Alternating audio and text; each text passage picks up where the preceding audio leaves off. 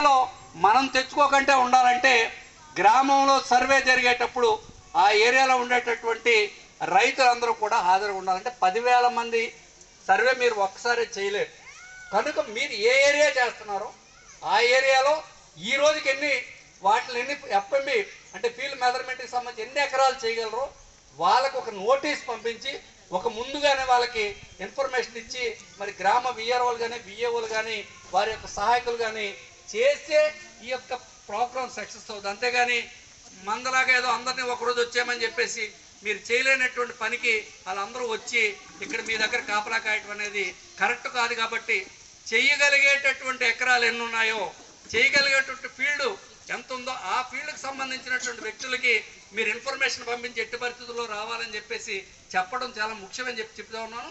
అలా రానటువంటి వ్యక్తులు ఉంటే మనం ఏం చేయలేము. ఎంఆర్ఓ గారు చెప్పినట్టు ఆ ఫారం 5 వగైరాలు అంతా రిలీజ్ చేశారు కాబట్టి ఇక అది మ్యాండేటరీ జరిగిపోద్ది. మీ ప్రమేయం ఏం పని లేదు, అక్కడ ఎవరు ఉండాలని ఫిక్స్ చేస్తారు. కానీ ఇప్పుడు కొత్తగా మళ్ళీ మీకు డిజిటల్ సర్వే కూడా వచ్చింది.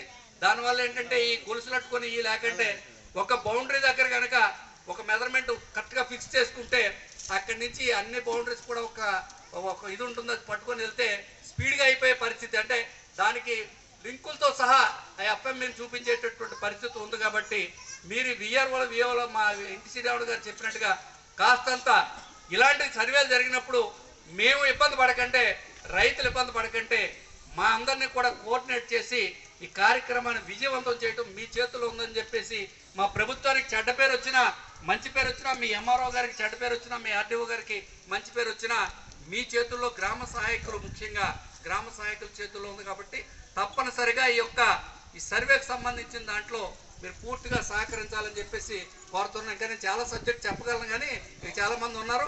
కానీ అంటే ఏం లేదు సార్, ఇప్పుడు కొంతమంది అసైన్ ల్యాండ్ గురించి చాలామందికి అవగాహన ఉండదు.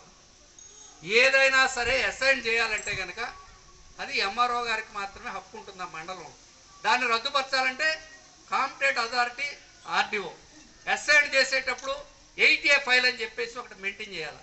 ఆ 8A ఫైల్లో గ్రామ విఆర్ఓ దగ్గర నుంచి వీళ్ళందరూ కూడా రికార్డు చేస్తే దాన్ని సర్టిఫై చేసేటటువంటిది, దాన్ని ఫైనలైజ్ చేసేటటువంటిది ఎంఆర్ఓ గారు, సర్వేయర్ గారు మరి సంతకాలు పెడతారు యొక్క రికార్డు మీద.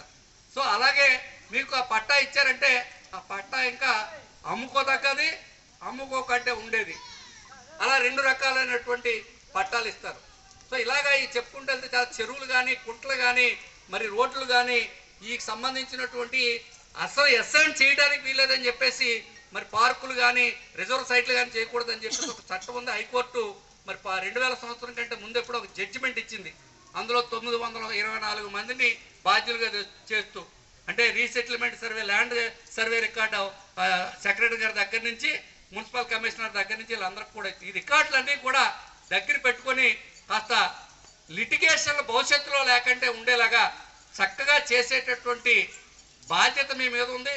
మీరు ఎంత బాగా చేస్తే అంత ఈ గ్రామంలో తలలో జుట్లు పట్టుకొని పీక్కునే పరిస్థితులు తగ్గుతాయని చెప్పేసి తెలియపరుచుకుంటూ నాకు అవకాశం ఇచ్చిన మీ అందరికీ కూడా ధన్యవాదాలు తెలియపరుచుకుంటూ సెలవు తీసుకుంటాను. 12 సంవత్సరాలు ఎవరైనా రైతు అందులో ఉండి ఆ రికార్డ్ అంతా మెయింటైన్ చేసుకుంటే 12 సంవత్సరాల తర్వాత ఆయనకి హక్కులు కొంత ఏర్పడే సూచనలు మరి గవర్నమెంట్కి సంబంధించినవి కూడా ఉంటాయి. పొంత పోరంబోకులు, చెరువు పోరంబోకులు, ట్యాంక్ పోరంబోకులు, ఇలా క్లాసిఫికేషన్ వారీగా ఉంటాయి.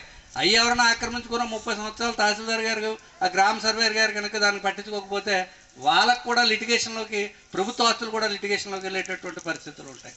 మరీ ముఖ్యంగా గ్రామాల్లో ఉండేటటువంటి మనకి ప్రామాణికం అంటే భగవద్గీత ఎలాంటిదో వీళ్ళకి ఆర్ఎస్ఆర్, అలాగే ప్రింటెడ్ ఆర్ఎస్ఆర్ ఉంటుంది.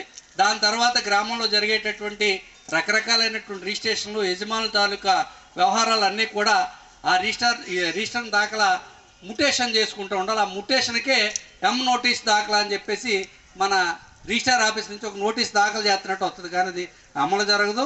ఆ నోటీస్ని ఎవరో కూడా సరిచేయరు. ఆ గ్రామ రికార్డులో జరగదు. మీరు వెళ్ళి చేసుకోవచ్చు. ప్రపంచంలో ఎక్కువ లిటిగేషన్లు ఉన్నటువంటి ఇదే ఉందంటే అది రెవెన్యూకి సంబంధించినటువంటి వాటిలోనే లిటిగేషన్ ఉంటుంది.